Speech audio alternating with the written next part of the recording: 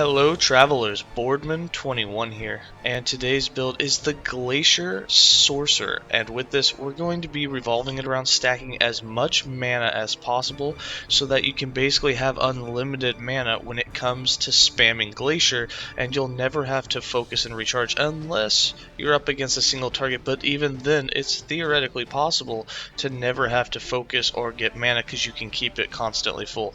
And the way that works is this is going to be completely built around stacking as much mana as possible along with 100% critical strike chance so that we get 1% of our maximum mana refilled whenever we do a critical strike with Glacier. Now, that means that you can get Glacier's cost down around just above 40 mana, which means you need to get 40 mana back in order for the cost to be regened just by using it. Now, you get 3 critical strikes with 1 use of it against just single target enemies, which means at the very minimum, as long as you hit a target with it, that even against single target like bosses, you can get up to 3% of your maximum mana back with just 1 use of the skill. So that means we need to be able to have 40 mana be 3% of our maximum, which if you do the math means that you're just over 1200 mana that you would need for the build. Now that may sound like a lot, and it is, but it is actually theoretically possible to do that in the game if you only stack it and you put attunement on gear and you maybe got 1 or 2 exalted affixes with mana, but we're not going to do that here. Here we're just going to get what you could get on normally crafted gear and using the idols, and we get to about 900 mana, and with that it means that as long as there's more than 1 target, you'll never have to focus or get any other mana. You can actually get positive mana gen from attacking mobs. Against single target like bosses, you'll have to focus a little bit, but for the most part you can just spam Glacier for a really long time. And again, if you wanted to put attunement on your gear and you wanted to, or if you have found exalted items that have mana on it, it is possible to get to that 1200 mana barrier to where even against just single target, meaning a boss, you could just spam Glacier and never stop. Alright, let's go ahead and dig into the skills and exactly how these interactions work. For skills, I'm running Focus, Static, Lightning Blast, Flame Ward, and Glacier with +2 levels. For Focus, we have this set up to give us a bunch of mana back and to have some armor while we're focusing along with some ward retention. Now, you don't really need to worry about how you spec this too much. You won't be using it too much. We have 4 points in Mana Flooded and the 1 point in Desperate Meditation just to make sure that we get more mana per percentage of mana that we're missing so that we can try and refill it as fast as possible. Since we do have a lot of mana, it can take quite a while if you just sit there, and therefore we'll be using the Burst as well to try and get as much as possible. Then for Static, we're just using this to proc Lightning Blast, so just make sure you go over here to the right side and get that 1 point in unlimited power. Everything else you can spec the way you want, but almost all of the melee stuff will not help you. We did take some points so that when we move, we'll have our charge rate be faster. Then for Lightning Blast, which we'll only be using by when it's procced from Static, is that we're going to have our points to get as many chains of it that we can. On top of that, we'll have it chained to the same enemy, and then on top of that, we like the Lightning Aegis, so you'll get Lightning Aegis every now and then, which is great for some extra damage reduction. And then on top of that, we went with more points in the arcing power, so it'll chain more the more times that it's procced recently. We've increased the chain range, and then we've also increased the hit damage against chilled and shocked enemies, which will be most of them most of the time. And it's just a good way to get a little extra damage in against bosses as long as Static procs, but there's things like Lagon that won't proc it. Then we have Flame Ward, which is both offensive and defense for us. We again went in with the barrier to take that less hit damage. We converted it to cold so that we'd get cold damage, and then again the 5 points in infusion for that increased cold damage.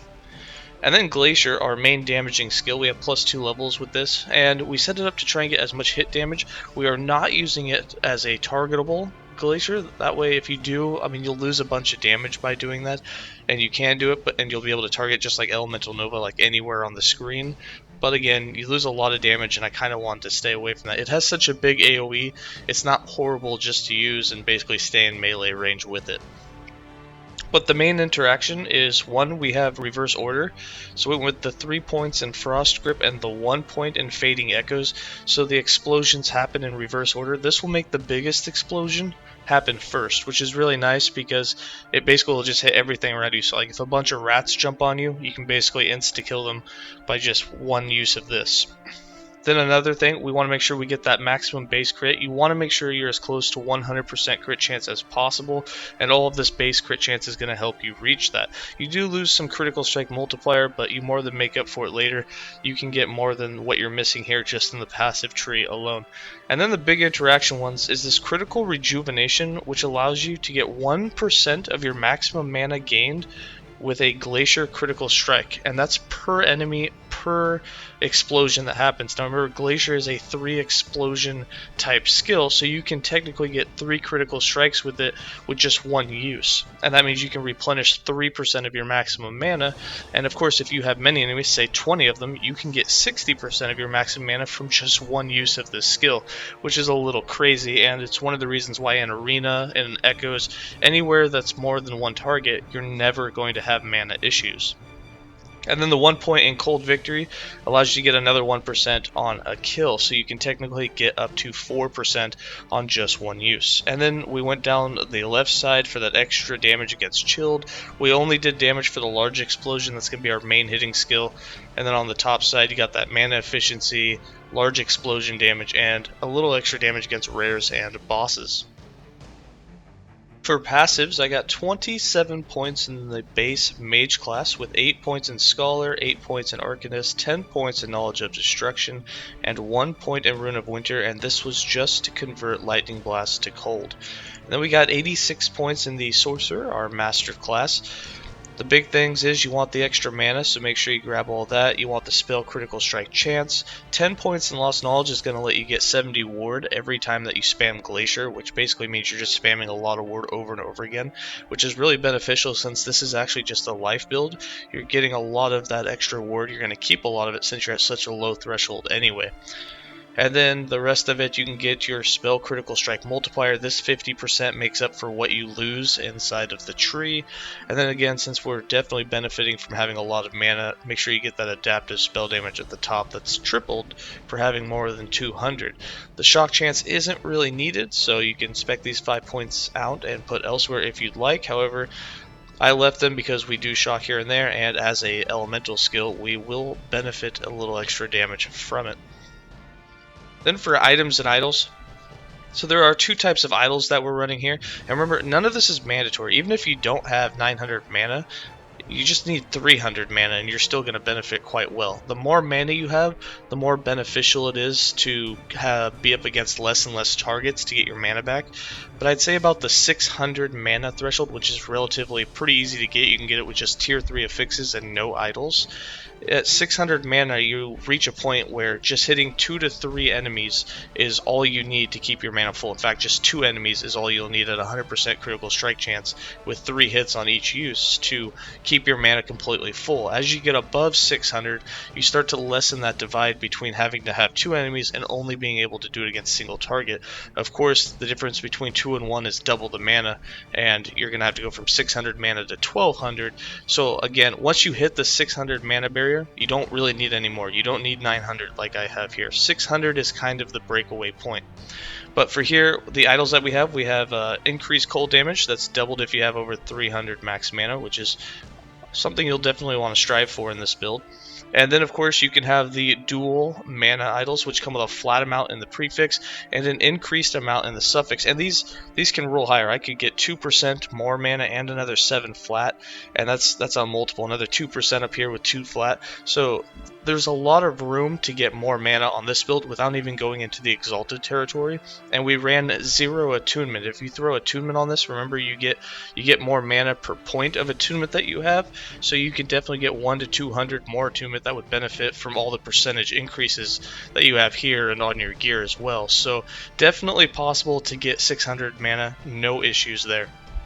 This is again a no unique build, all crafted items, and we decided to go with a one-hand wand with the catalyst just for the extra base crit chance to make it easier to get to the 100% crit and not have to build into it, since our prefixes were taken with other things such as mana and intellect. Now, you can definitely run a two-handed, say, gate staff and do a little bit more damage with it.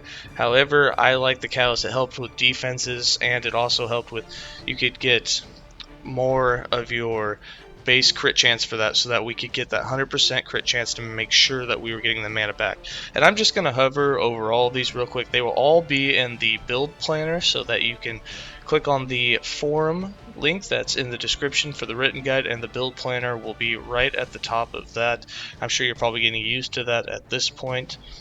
But again, if you would like to pause this video, I can hover over each of them just like that, so that you can pause it and take a gander. For the character sheet, we're rocking almost capped resistances. We have some pretty good defense there. Some armor, not a lot, no dodge. And then from our damages, you can see we're rocking about 200% cold damage, which isn't a huge amount. We have about 250% crit multi, which is decent. Remember, you lose 45% of the tree, but you gain another 50% spell crit multi inside of your passive tree. So you actually have about 5% more than this when you're actually using the skill. We have the 900 mana, which turned out perfect, that we nailed right on that flat amount. That was pretty cool. And then about 1800 health. And then the way that I like to play this build, I'll put Flame Ward on autocast. That's going to be it. That's all I do. And then you can just spam Glacier. Now, like I said, remember when you spam Glacier against a single target, your mana will slowly drop. But as long as you hit more than one target, you're going to start to get your mana actually back. And if you are low and then you have a group of mobs come, you can get your mana back in just a couple of hits without having to actually focus. So here you'll see that we're critting for anywhere from 20 to 30k, even slightly higher than 30k on it. But you can see that our mana as we spam this is going to slowly drop, and that's because, one, we're actually not getting all three hits on it. The third one's actually missing. If I move back a little bit, we might be able to fix that. So our mana will drop even slower. Yeah, you can see it's dropping much slower now that we're getting all three hits on the same target. But eventually you will run out of mana against single target, and at that point you will have to focus. And it's not horribly slow, but I like to kind of run around. You obviously won't be able to stay in one spot for 10 seconds. Try and get the burst and then move a little bit when it goes off cooldown, get your burst back. But 900 mana is a lot of mana to try and regen. So again, that's when I'll just be looking for trying to get more than one target. Arena echoes, not going to be an issue. Some of the bosses, not going to be an issue that have multiple targets or have minions that spawn in. However, some targets like Lagon are going to be a little bit more difficult. I won't say difficult, they'll just take a little bit longer because you will have to focus every now and then. So let's go ahead and get into some gameplay. And remember, stay safe, travelers.